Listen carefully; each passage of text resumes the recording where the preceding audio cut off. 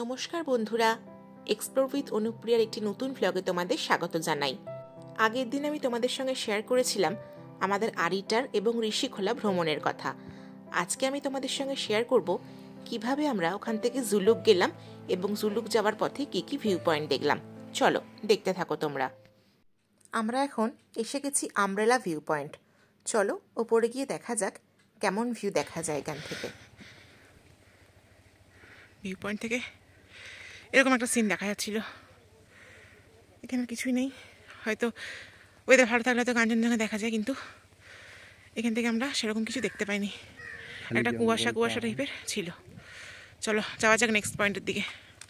View পয়েন্টে আমরা সেরকম কিছু দেখতে পাইনি। তারপরে ওখান থেকে বেরিয়ে আমরা চলে গেলাম আমাদের পরবর্তী গন্তব্য আরিটার মনেস্ট্রি। চলো ভিতরে যাওয়া যাক।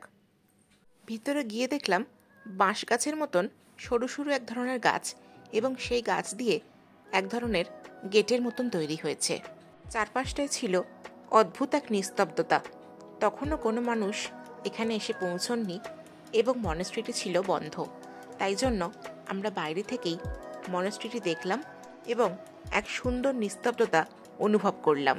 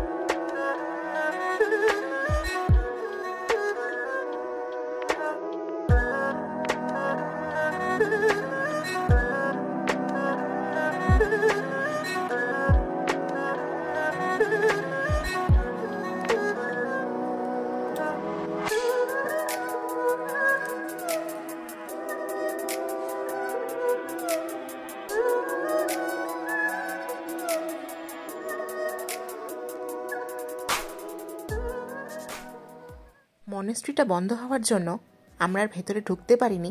তাই বাইরে থেকেই ঘুরে ফিরে কয়েকটা ছবি তুলে আমরা চলে যাব পরবর্তী গন্তব্যের উদ্দেশ্যে।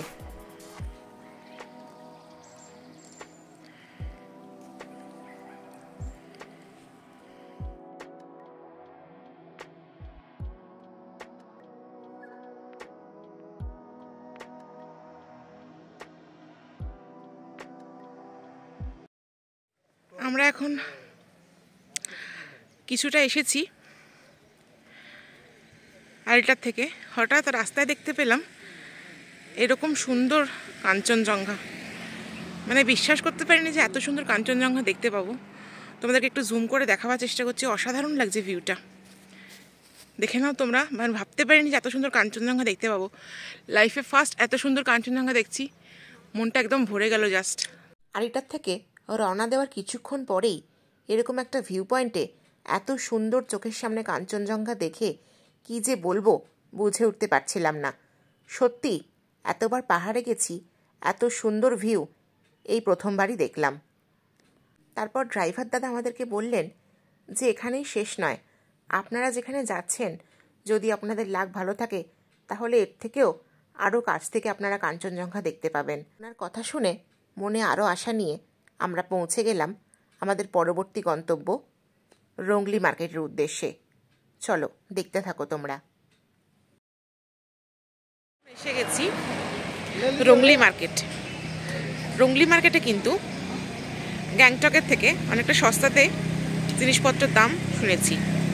চলো নিজেরা গিয়ে একবার দেখা যাক যে এখানের দাম সস্তা কি বেশি। আর এখান থেকেই আমাদের ড্রাইভার দাদা বলেছে সব কিছু কেনাকাটা করে নিতে, কারণ এরপরে উপরে আর সেরকম নাকি মার্কেট নেই। চলো আমরা টুকটাক আমাদের প্রয়োজনীয় জিনিস কিছু নিয়ে নিই। চলো। এখানে এসে দেখলাম শীতের জিনিসপত্র সুন্দরই এখানে পাওয়া যাচ্ছে। আর সত্যি এখানে কিন্তু অন্যান্য জায়গার তুলনায় দামটা অনেকটাই কম। গ্যাংটকে যে বড় বড় দোকানগুলো আছে সেখানে দামটা কিন্তু এর তুলনায় অনেকটাই বেশি। তাই জন্য তোমরা যারা সিল্ক রুট বেড়াতে যাবে তারা কিন্তু অবশ্যই রংলি মার্কেট হল্ট করো এবং এখান থেকে যদি কিছু প্রয়োজন হয় অবশ্যই কিনে নেওয়ার চেষ্টা করো, কারণ গ্যাংটকের দাম এর থেকে কিন্তু অনেকটাই বেশি হবে।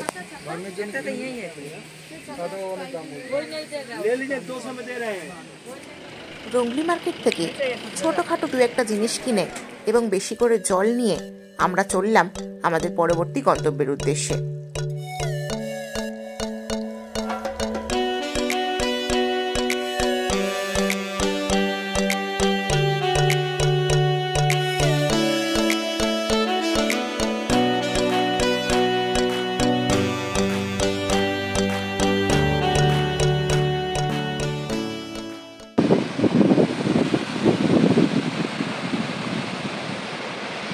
এখন এসে গেছি কিউখোলা ফলস।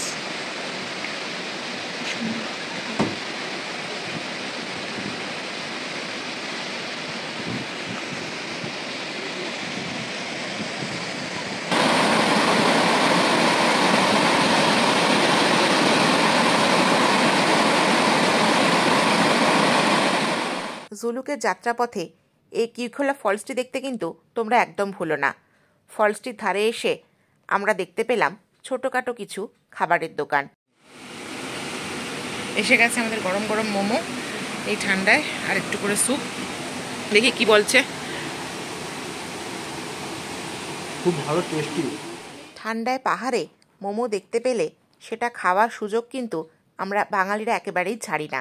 যাই হোক, আমরা আবার এগিয়ে চললাম পরবর্তী গন্তব্যের দিকে। ফরেস্ট চেকপোস্ট এখানে এসে পড়ে তোমাদেরকে আরেকবার 110 টাকা দিয়ে পারমিট করাতে হবে। আমরা দুজন ছিলাম, তাই 110 টাকা লেগেছিল। আমরা এখন এসে পৌঁছে গেছি পাদামচেন। এটাও কিন্তু হল্ট করার একটা খুব সুন্দর জায়গা, কিন্তু আমাদের রাত্রি যাপনের ব্যবস্থা হয়েছিল জুলুকে, তাই জন্য পাদামচেনে আমরা এখানে একদমই দাঁড়াইনি। রাস্তায় যেতে যেতে দুধারের সৌন্দর্য দেখে মনটা মুগ্ধ হয়ে গেছিল।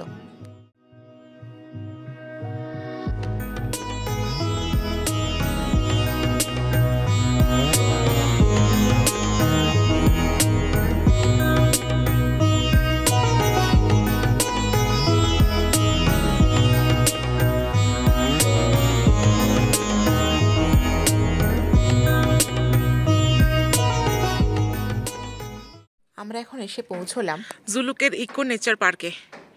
এটা একটা পাইন বনের জঙ্গল, আশা করি তোমরা দেখতে পাচ্ছ। এখানে ঠান্ডাটাও বেশ অন্যরকম। এখন রোদ্দুর আছে বলে অতটা বোঝা যাচ্ছে না, কিন্তু অন্যরকম একটা ঠান্ডা এখানে। কিছুটা লামাহাট্টার মতন লাগছে, কিন্তু পুরোটা না। চলো নিচে গিয়ে দেখা যাক কি আছে আর কি নেই। চলো ভিতরে যাওয়া যাক।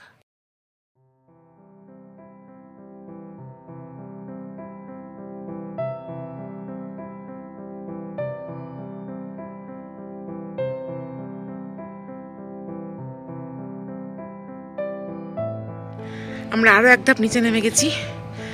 এখান থেকে আরো সুন্দর ভিউ দেখা যাচ্ছে।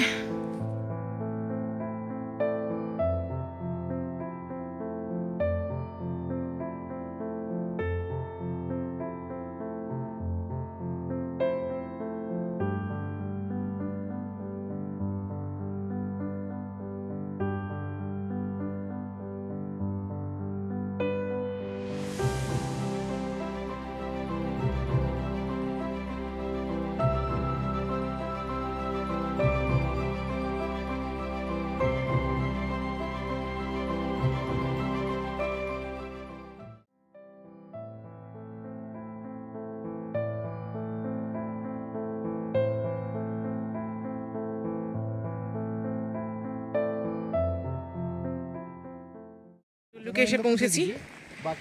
জুলুকে আমাদের হোমস্টে এরকম নিচে। চলো নিচে গিয়ে দেখা যাক কি আছে কি নেই।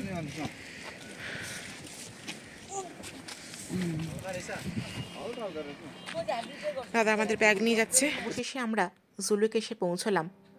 জুলুকে এরকম নিচের দিকে আমাদের হোমস্টে, মানে বেশ অনেকটা উপর থেকে নিচের দিকে নেমে গিয়ে আমাদের হোমস্টেটি অবস্থিত। চলো নিচে গিয়ে দেখা যাক। এখন এসে গেছি জুলুকের হোমস্টে। চলো, এখানে এরকম টিবেটিয়ান ভিলা এরকম আছে। বলে দাও জুলুকের হোমস্টে জুলুকের হোমস্টের নাম হচ্ছে টিবেটিয়ান ভিলা। এই হচ্ছে আমাদের রুম। এখানে এরকমই রুম হয়। এখানে খুব ভালো হোটেল পাওয়া যায় না, রিমোট প্লেস তো, তাই জন্য এখানে হোমস্টে সিলেক্ট করেছি। তাই জন্য এখানে এইভাবেই আসতে হয়। এরকম হোমস্টেতে তোমাদেরকে এখানে থাকতে হবে। Not bad. এর সাথে অ্যাটাচ একটা ব্যালকনি ছিল। ব্যালকনি থেকে কেমন ভিউ দেখা যায় চলো তোমাদের সাথে ভাগ করে নিই।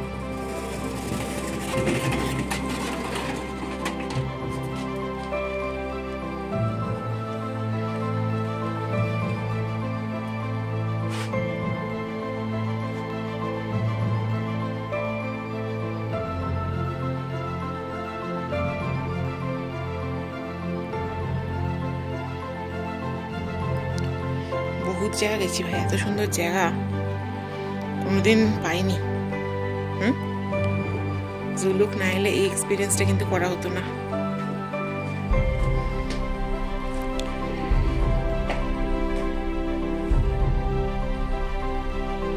এই যে হচ্ছে আমাদের জানলা।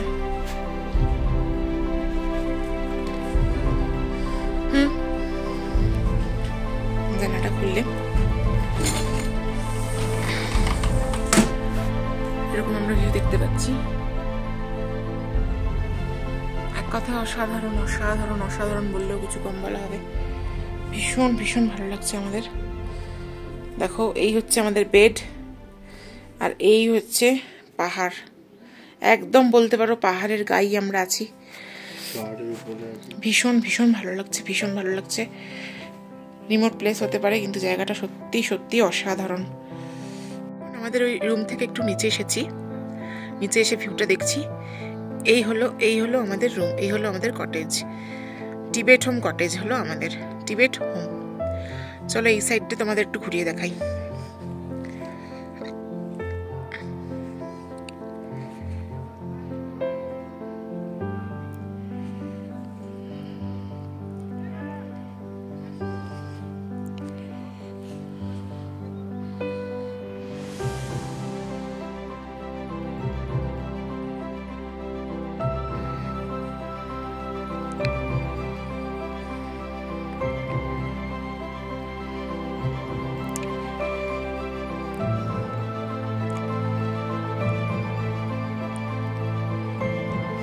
এখানে বসার জায়গা আছে, এখানে আরো দুটো ঘর আছে, ওখানে দূরে আরো বেশ কিছু হোমস্টেও আছে। সূর্যটা খুব সুন্দর দেখতে লাগছে। আর নিচের ভিউটা তোমাদেরকে একটুখানি দেখিয়ে দেওয়ার চেষ্টা করছি। এই হলো নিচের ভিউ।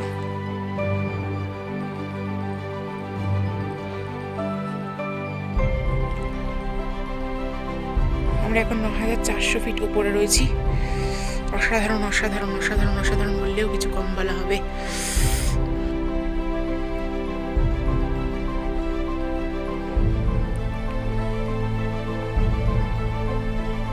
সানসেট দেখছি বসে বসে আমরা, দারুণ লাগছে দেখতে। একটা অদ্ভুত অরেঞ্জ কালারের সূর্য রশ্মি চারিদিকে ছড়িয়ে গেছে। ভালোভাবে দেখলে তোমরা দেখতে পাবে। দেখো আমরা এখন 9400 ফিট উপরে রয়েছি। নিচেটা আস্তে আস্তে অন্ধকার হয়ে আসছে। চলো আমরা নিজেদেরকে একবার দেখিয়ে দিই। হাই, এই মুহূর্তে আমরা জুলুকে বসে আছি। Height 9400 foot. বসে বসে সানসেট দেখছি। সানসেটের ভিডিও এখানে অ্যাড থাকবে। খুব ঠান্ডা এখানে রাত্রিতে। আর এখানে যেটা শুনলাম দাদা বললেন যে এখানে রাত্রিতে মোটামুটি -4 থেকে 6 ডিগ্রি পর্যন্ত হয়ে যাবে। এই মুহূর্তে বরফ হবার সম্ভাবনা নেই। 2-4 দিনের মধ্যে এখানে আবার বরফ পড়বে যেটা শোনা যাচ্ছে। এবং আজকের ওয়েদার নাকি খুব পরিষ্কার আছে, যেটা বললেন যে অন্য দিনে এরকম ওয়েদার থাকে না। আজকে ওয়েদার খুব সুন্দর আছে। আর কালকে আমরা জিগজ্যাগ রোড হয়ে গ্যাংটকের উদ্দেশ্যে রওনা দেবো। তো আমরা কালকে মেবি ওখানে বরফ পাবো, নাথাং পাসের ওখানে। ঠিক আছে, সব আমি সবার সাথে আমরা শেয়ার করব। ঠিক আছে, সবাই দেখুন আর এনজয় করুন। এই হচ্ছে